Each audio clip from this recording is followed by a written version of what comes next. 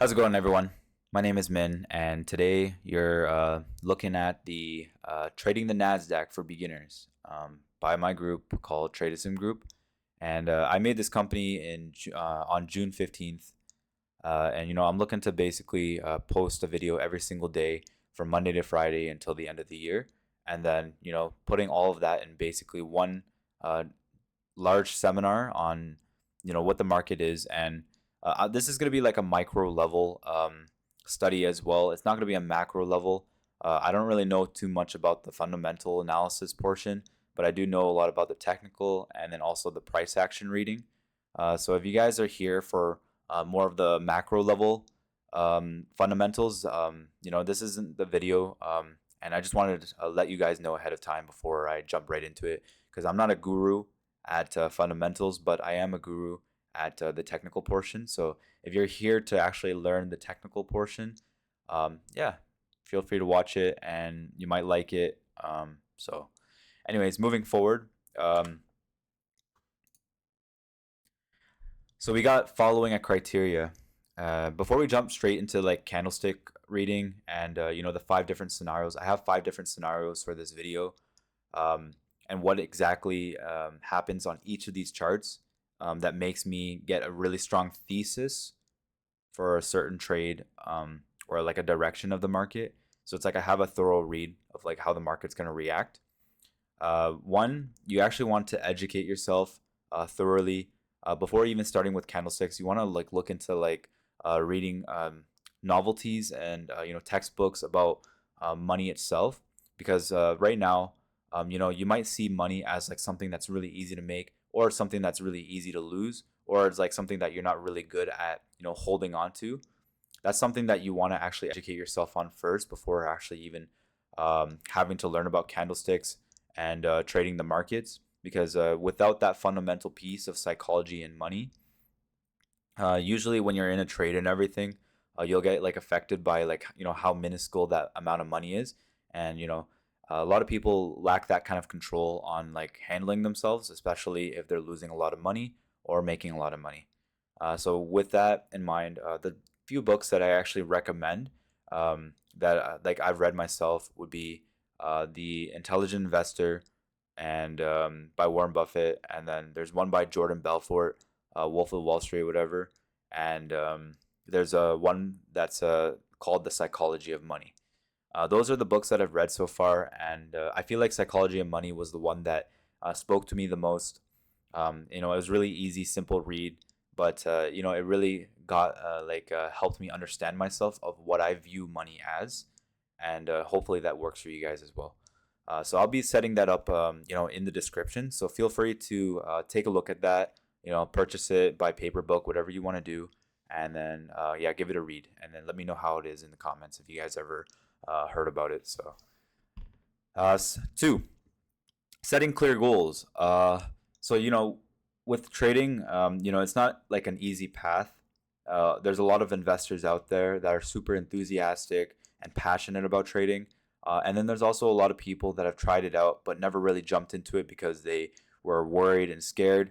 I just wanted to let you guys know ahead of time that if you are considering on trading and basically you just wanted to try it out, it is good to try it out, but just understand that, once you start, it's something that, you can't quit so easily, because, sometimes success takes between 3 to 5 years, just like how you would, handle it in school. If you go to school, it takes about 4 years. If you want to go to med school and then become a doctor, you'd have to go through school for about 8 years to get even like a high paying job.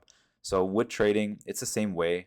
You gotta be very mindful and efficient, as well as like dedicated to this like environment and this type of career. So for myself, I've been trading for about 5 to 6 years, and coming up to 6 years now. I lost a lot of money in the process, but it wasn't as significant as people who are losing like millions of dollars, just from the get go, because like that's the amount of money that they saved and they just wanted to learn. But I started with like almost nothing, and then I made money. I spent it basically on trading, and then I failed, a few times here and there, but eventually I actually ended up doing, you know, getting my payout, secured payouts with like a company recently. They're called Apex Trader Funding .com, but I'll be leaving that in the link as well if you guys want to get involved with that. But what I recommend first is to actually have clear goals, have like a paper trading account using TradingView, and those are the two things that I recommend when you're first starting, because you don't want to be like me where I started losing money for the first like 4 to 5 years before starting to make a lot of money. So yeah, just a heads up. Number three, once you fulfill the first two of like having to educate yourself and setting clear goals, you want to have a trading strategy, right? Trading strategies, obviously, like I can't really like expand on that at the moment, just because like some of you might not actually know more about the candlestick theories already. Like some of you already don't know about the candlesticks, I meant to say. But yeah, having a trading strategy for each individual trading day will definitely help you understand which direction to take in your trades, right? And then number four, it will be developing a discipline.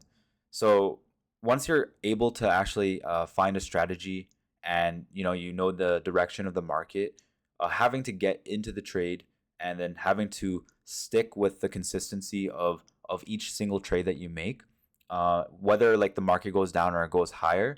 Even if you, let's say for example, you take a trade and you go in long, which means you're buying and you want the price to move up to make a profit. You gotta like also be able to stay in the trade long enough. That's the thing about discipline, right? So it's like, for example, when you go to the gym, right, and you hit the gym every single day, right, and then eventually you stop going to the gym for like a week, right?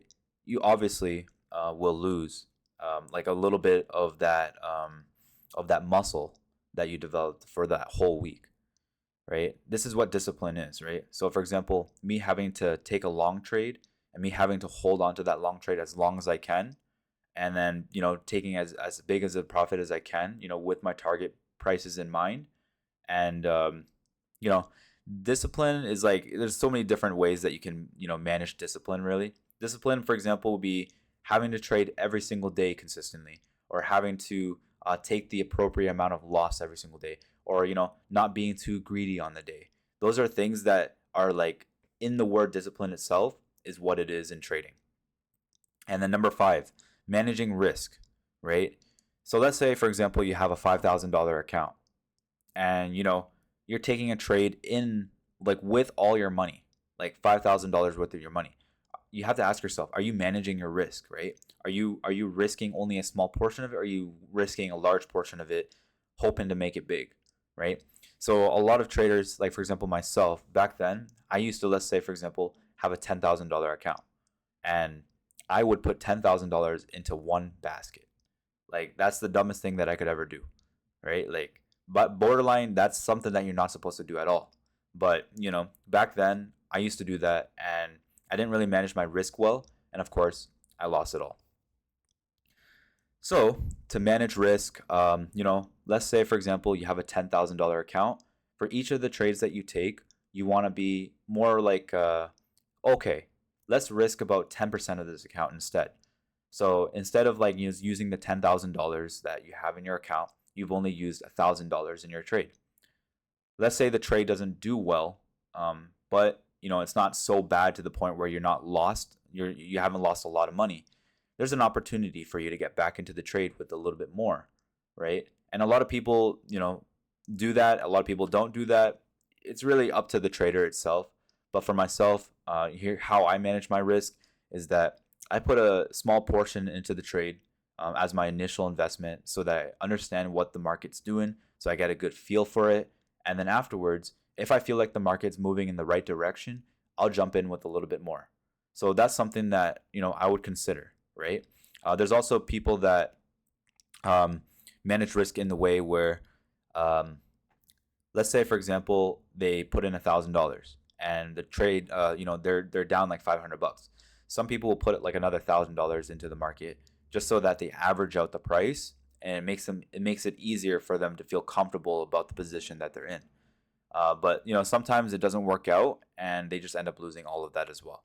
So risk management is like having to understand how much money you're willing to lose, right? That's also another big factor, right? How much money you're willing to lose. So, for example, if I take $1,000 trade, my max amount of money that I want to lose is $200, but the amount of money that I want to make is $500. Things like that will make a difference in your trading. Understanding how much money you want to make and how much you want to lose, it's a huge factor, and yeah, it'll definitely push you in the right direction in the long run. And right here it says, what does this all mean, right?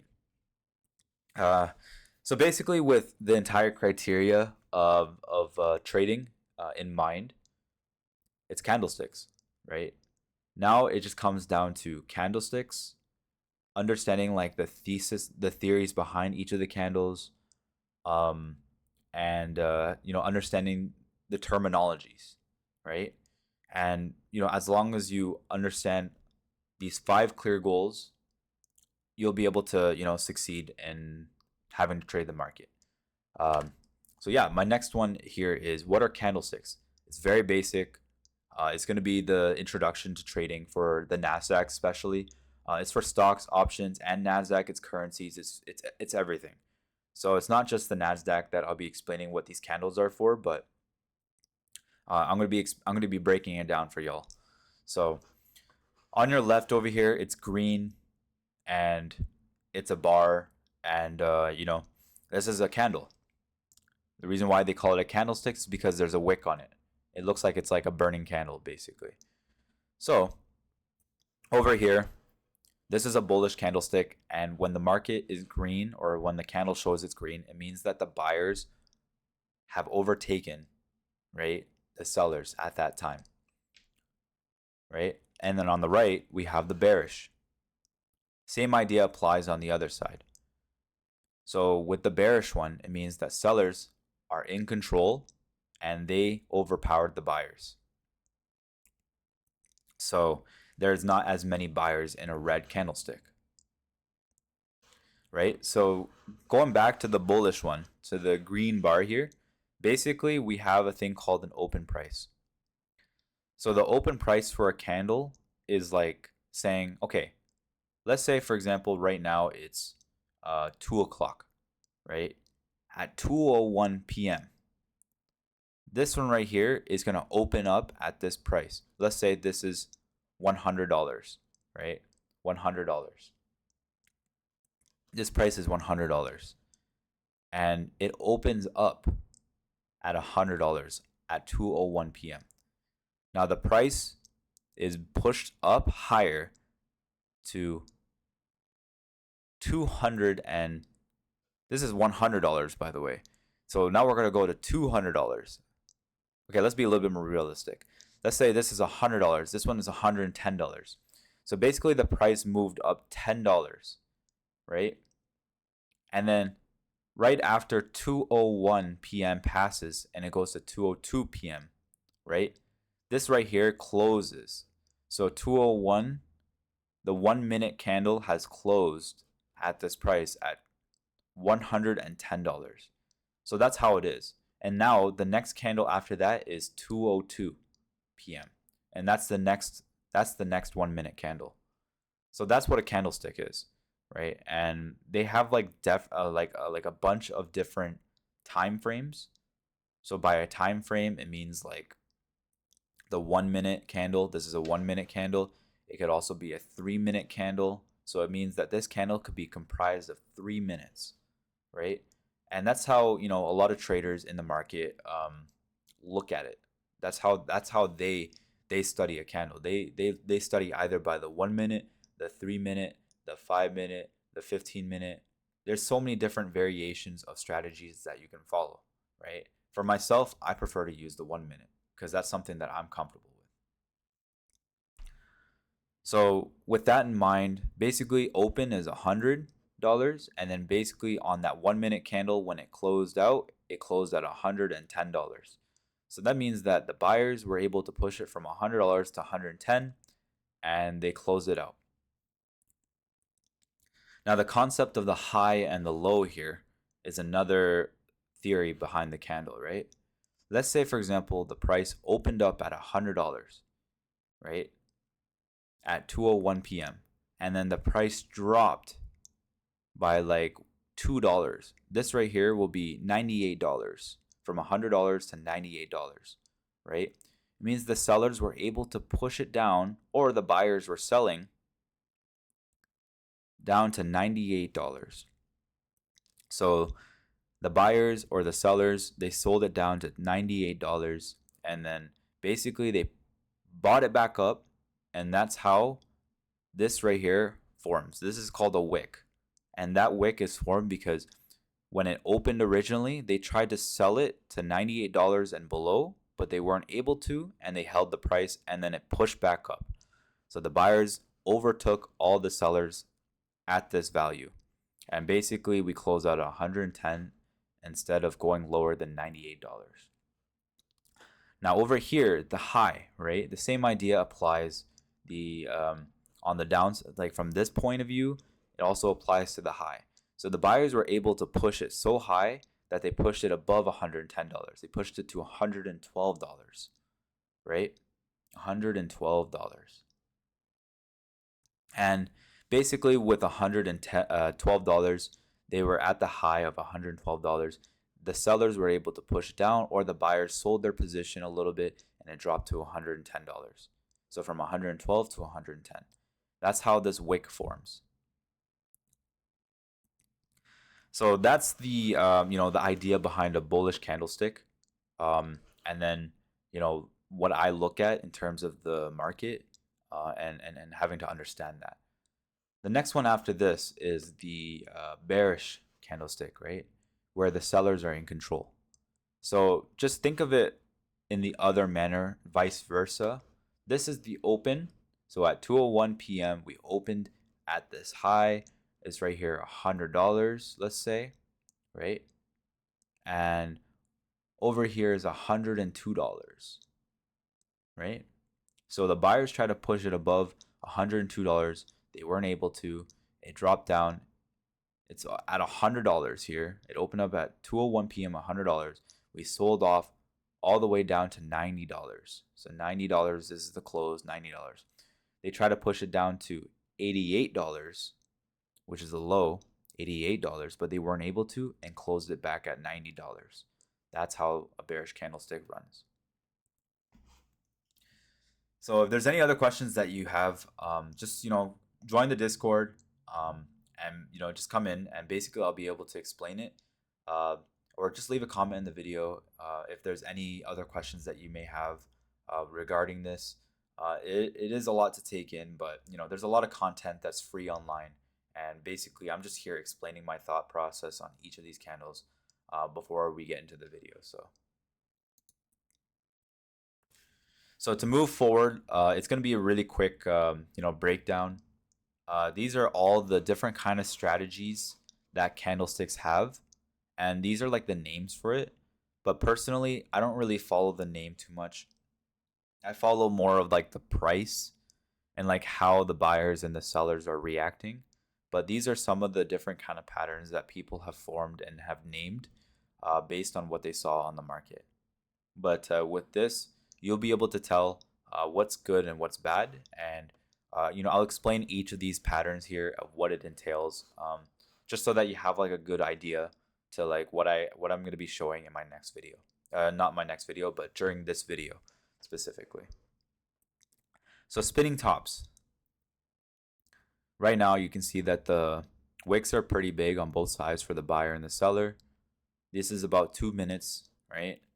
And it's practically saying that right now the market is trading sideways. So right now the buyers and the sellers are in control, and they're just keeping it within a very tight range, is what they call it. This right here is called a shooting star, and basically, the sellers were pushing the price down at some point, and you can sell right here that this would be the open price of the candle, and this right here was like a lot of buyers trying to push it higher. They weren't able to push it higher. It got resold back down. The sellers took control, and then they pushed it down a little bit further. However, during like the actual market on the NASDAQ, this one doesn't mean that the market is like going on the downside. A lot of the times it actually indicates that the market is about to turn to the upside. And it has happened quite often. So same with this hammer over here. Even though the candle closes green, sometimes the sellers will overtake it because the sellers were able to push it below this price to begin with. So the buyers were able to push it higher. The sellers were able to push it lower at this time. So it makes it like, very unpredictable. But these are the candlestick patterns that you're just going to be following for the time being. A doji. So it means that no buyers or sellers are in control. It's basically neutral. Bullish engulfing means that the bulls actually overtook the sellers and they pushed it right above the previous candle. So the bullish candle, they were able to push it above the previous candle, and that means that the bulls are currently, like the long traders, the people that are buying, are stronger than the sellers at the moment. Vice versa, bearish engulfing means that the sellers are currently stronger than the buyers. Over here is called evening star. So basically the buyers are pushing to the highs, and then the sellers are slightly taking control at this value. They pushed it down to half the value. Buyers push it back up. It closed out red, and then the sellers are now retaking control. This one really, it's really iffy. And then same with the morning star, it's very iffy. It's not really like my favorite pattern to follow because I feel like it doesn't work as much. I would say the only ones that I see work often are the bullish engulfing, the bearish engulfing, and also understanding what the shooting star and the hammers are. Those are probably the best setups that I've seen in the market for the NASDAQ especially. The three soldier candles are green bulls, like basically three candles to the upside, and then the three crows are three red bearish candles to the downside. Next. So what are breakouts, right? So I talk about this a lot on my videos, and basically it's like this right here was like a level that the buyers were holding, and they have like this redundancy of having to follow a trend line. I'm not entirely sure why, but a lot of it is like algorithms kind of like keeping it above a certain level, and that's why the price is always moving up at this point. But as you can see over here, basically buyers were pushing it higher. They were trying to sell it a little bit. They pushed it higher. They got to this support is what they would call it. They pushed it higher again. They got to the support one more time. They tried to push it higher again, but instead we broke right through that. So this right here is considered as a breakout, a bearish breakout candle. Specifically, that's what it means. So the point is that a lot of the buyers were able to push it above this price constantly. Then the bears shoved it down, broke it right through the support. So they broke it right through, and then this is where all the buyers that are here are trying to get out. So that's why the selling drops a little bit harder, because all the buyers that were at this price are now basically panicking, and they're just trying to get out of the trade, trying to save a little bit of money that they have left. So that's why the selling candles, it drops a lot harder, because they have a thing called short sellers. So short sellers are people that basically go against the market, and then we have the thing called bulls, who are people that love to push the market higher. So the short sellers right here were trying to shove it down, and then all the buyers that are at this price are getting out of the trade as well, so they're also selling. So here's the thing. This is like something that a lot of people have, everyone has to keep in mind. We have a thing called buyers, and then we also have a thing called short sellers. So buyers are people that are actually buying, right? Short sellers are people that are actually selling something that they don't have. See, so that might seem kind of confusing, but the concept is that there are people that are buying to push the market higher, and then there's also short sellers trying to push the markets lower. But we also have a combination. So we have buyers that are trying to push the market higher, right? There's buyers trying to push the market higher. But then we also have a thing called sellers, or the short sellers, that are trying to cover their position. So covering means that the short sellers are basically getting into the trade, trying to push the price below so that they can take a profit at the bottom. And since they're not able to, they have to cover their position, and basically the price moves up because they're losing money. So that's how it is. Buyers are making money, the short sellers are losing money. So that's how it works. Now, when the price drops down, right, like this, it means that the short sellers are now making money. They're making money as it drops. And now the buyers are trying to get out of the trade, so they try to sell on top of the short sellers. So it's a very tough terminology, and it's something that you need to like spend more time um, having to break that down specifically. Even for myself, like I used to always go long on all my trades, but I had a lot of tough times with understanding what short selling was. So I'll be explaining that in probably like another video. But for now, I'll just talk about the thesis of having to go to the upside and then breaking out through a support, and then basically it just continues selling off because we broke that support. Now over here, the market's coming back. It's kind of going sideways. It pushes back up, tries to break out, couldn't break out, and then basically sold off harder. So this right here is called the fake breakout. So we push down, and then we're just basically holding this resistance trend line here. And then eventually we actually make a support. So basically a support means that the buyers were able to hold this price, and then they push right above it, and they're able to break out. So this is a bullish breakout candle. And then you want to go long here, and you want to go short in this range here. So that's how it works. All right. So now that I've explained the portions of candlesticks, and then some of the patterns that are there, and then the idea behind breakouts, I'm gonna go through 5 different scenarios on the trades that I took, and not the trades that I took specifically, but 5 different scenarios that I spent on the day analyzing it. And this is gonna be like the NASDAQ, and it's gonna be live examples for that. So yeah, stay tuned here. Scenario 1. So this platform that I'm using, it's called Tradeovate, and I'm trading with a company called ApexTraderFunding.com. I've already secured about $10,000 from the company in the past month, and I'm looking to secure more. So as for now, I'm going to explain to you guys what basically went on with this trend, and each of these candles. I'm just gonna read it down the list here on all the explanations that I had previously on what I think is really good in a trade. So at the beginning of the video, we had a thing called buying, like the bulls, and then basically the bears, and the whole 9 yards behind that. So I'm going to be explaining the patterns that I have here. Okay. So from the beginning of the day, we had this right here, the indecision doji. Beginning of the day. Okay. And right over here, you can tell that there was a long wick here, there's a long wick here, and this right here is the body of the candle, and basically they were able to hold it. So right here is like 50-50. You don't really know where the market's going.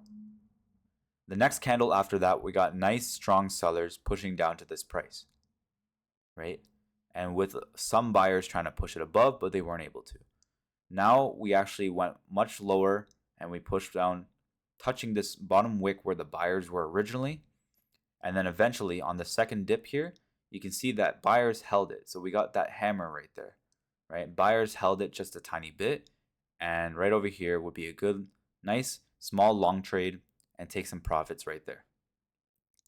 The reason why you would take long is because this candle here was 8:30 news, and it had some significant news. But the fact that buyers and sellers were able to hold it at this price means that buyers were still slightly interested at this level, so you would take a buy. So the market ended up selling off at the end of it, and over here you can see that the candles are kind of doing the same thing. You can see the hammer right there, you can see the hammer right there. So that's what I meant. The hammers aren't very accurate. This is a little bit bigger, like a bigger hammer than usual, but a lot of the hammers are not accurate. So you don't want to always follow those inaccuracies. Basically, you only want to stick with a couple strategies that actually work out for you, and this one was actually these kind of candles will be the ones that make you the most money in a trade. So as you can see, the trend starts falling and falling and falling and falling. I'm going to use bullish candles as an example rather than bearish candles, so you have a better idea. So I'm not gonna like start with bears or anything like that. I'm actually gonna start with how this bullish move happened, and then I'm gonna walk it down on the bearish side. So right here, you can just ignore that. Right around this level here, this was the open price. So around 9:30, we actually sold off, and right here, you can tell that there's some indecision. The price came up a little bit here, but you can see that it's slightly getting higher, right? So that means the buyers were able to push it higher, and this is the thing called a higher high, and this right here is and now I'm gonna start introducing the higher high concepts and the lower highs and the lower lows and the lower highs as well. These are basically things that help you determine the direction of the market. So over here, as you can see, that bullish engulfing, right, from a couple scenes back, this right here is an example, a prime example of a bullish engulfing. And this is how you can tell the market's pushing higher. Over here, you actually can see as well, this right here is like the lowest price, right? So this is the lowest price that we currently see. And this right here would be the support. And when the price is actually coming back down, as you can see, it barely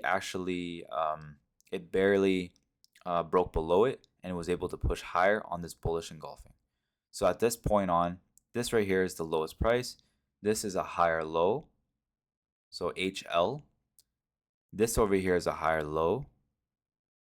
This right here is a higher low. This right here is a higher low. And then eventually, this right here is a higher low, right, at this price, because it's jumping off of the moving averages. So these moving averages are basically comprised of 20 and 50. So basically, it's the average volatility. So volatility means like the amount of people that are trading within the past 20 days is saying that the price and the buyers are more interested in volume of pushing higher at this value. And this is really complicated now. Like, as I'm trying to explain it myself, and it's kind of funny that as I'm explaining this, it's fucking complicated, man. Like, it's not easy to understand this. No one like this is like rocket science, right? It's not easy to explain stuff like this. But I'll try my best, and I'll walk you all through it. And if you guys need like more like guidance and stuff, just join the Discord. It's completely free. Doesn't hurt you. Doesn't hurt me. I always share my thoughts in there. So just feel free, come by, say hi whenever you want to. So just around this price, a bullish engulfing candle came through. We pushed above the 21 moving average, which is this green one. And it's basically saying buyers are in control. Based on volume in the past 20 days, we're saying that the volume here on buyers is much higher the past 21 days. So that's how it works, right? Same idea over here. The buying volume for the past 50 days is much higher in the buying volume and the average. So buyers are more in control at this value because we're still higher in volatility and volume over 50 days, for 50 average days. So the price pushed above at this value at 940. Then we pushed back below here. And then eventually we printed a thing called a higher low. So it means like the support, the buyers were able to hold it. And then as you can see right over here, another bullish engulfing. So the sellers tried to push it much lower here, but they weren't able to. And then right after, the buyers pushed it right back above, and then just like engulfed the entirety of the previous candle. And right here, getting in long and then holding it all the way up would actually be the perfect example on how to like basically get into a long trade. As for the targets and everything, I'm gonna probably explain the targets at another time, just because like having to get an actual target is really hard. Having to manage your risk and understanding where you want to put your stop loss. So a stop loss is basically just stops you out of the market automatically, and having like a target profit. So something that you know, as the price reaches that value, the money, like your account, will automatically take profit at that point. So it's a very complicated process. So I'll be explaining that in another video as well. You know, there's so much that I can explain so that you guys don't get overloaded, basically, with the information that I provide. So as we push above, in terms of the price, with the concepts here, it's higher low, and then higher low. And then as you can see, this right here is a higher high. So right here was the lowest high. So we do higher high, higher high, higher high, higher high, and then higher high, right? So it means like this is the highest value from the previous high, and then from the previous high, and then from the previous high. This right here is the higher low from the previous higher low. So this right in here is a higher low from the previous low, and this is a higher low from the previous low, and this is a higher low from the previous low down here. So then vice versa, it does it the other way around as well. We got right here a bearish engulfing, as you can see, just right here, where the bears actually push beyond that candle there. Same idea over here, and the same idea over here. Bearish engulfing. Basically, the bears are pushing up beyond that candle, and we're just pushing down into the downside direction. This right here is also a bearish engulfing. This right here is also a bearish engulfing. You know, and then this over here is a bearish engulfing, and then, you know, it just keeps on continuing, right? And then over here, it seems a little bit weaker.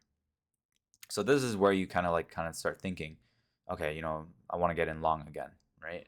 So for myself, I don't really take that many short trades that often. You know, some people are actually very biased only towards long. Some people are very biased only towards short. There's actually two ways that you can play the market, and a lot of people you'll make money regardless of the direction that you pick, right? But mainly, it's better to actually focus on one component at a time to understand how the market moves for the buyers, and then you can use that to your advantage and only be a buyer for like time on. So for myself, I prefer to buy. I actually don't short as much as most people do. I only buy the dips. I don't buy anything else. I don't short anything else. I don't go against the market. I always buy, buy, buy, buy. So that's the type of person I am. And you know, if you want to learn more about shorting, that's going to be for another time when I develop a proper thesis for it. So I'm not going to be explaining too much in depth with the downside. But as you can see, this is the highest price. This was the higher low. But then now you can see that this is making a lower high, a lower low, a lower high, a lower low. So the price is getting lower low. It's like another low, another lower high. So this high here, now this is the lower high, right? And then basically we're just breaking it down again. So that's how I determined the buying side and the downside of the trend. And then, you know, moving forward, we're just gonna like, you know, push past.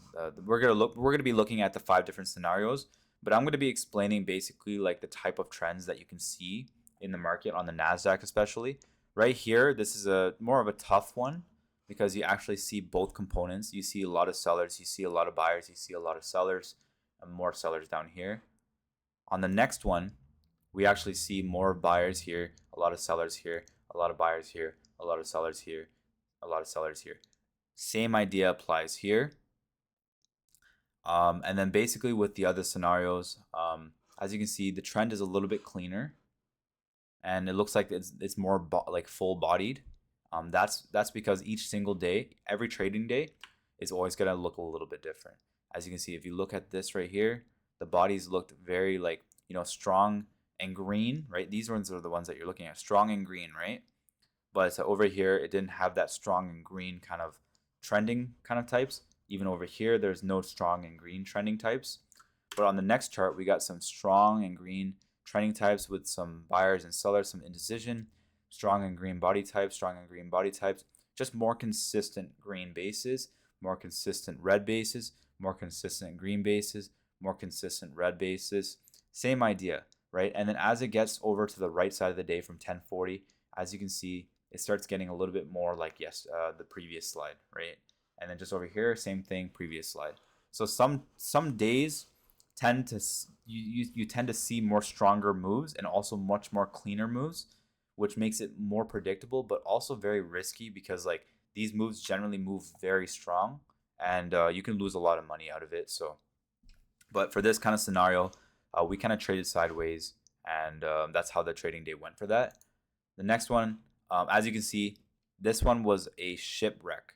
So, on days like this, you want to actually be very like careful. You want to have like a nice support and resistance drawn out, right? So a support would be the low of this price. A resistance would be the high of this price.